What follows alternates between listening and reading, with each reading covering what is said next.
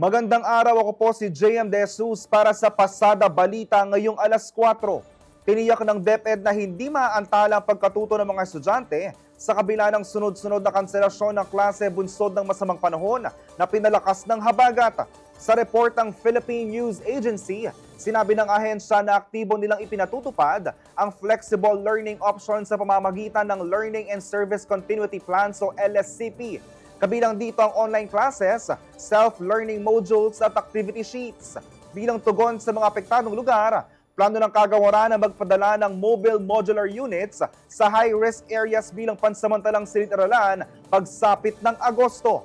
Samantala, pinaalala naman ng ahensya ang bagong polisiyang inilabas noong December 2024 na nagbigay ng kapangyarihan sa mga school head na magdeklara ng localized class suspension kahit wala pang anunsyo mula sa lokal na pamahalaan, lalo na sa mga emergency gaya ng matinding ulan at pagbaha.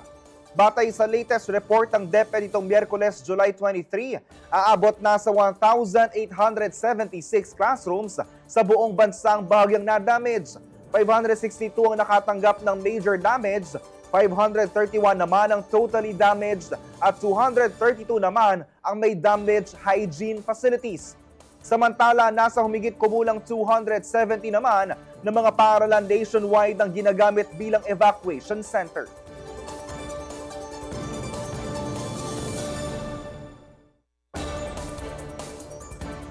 Abangan ang iba pang mga ulat sa CLTV 36 News mamayang alas 6 ng gabi. Ako po si JM De Jesus. Magandang araw po.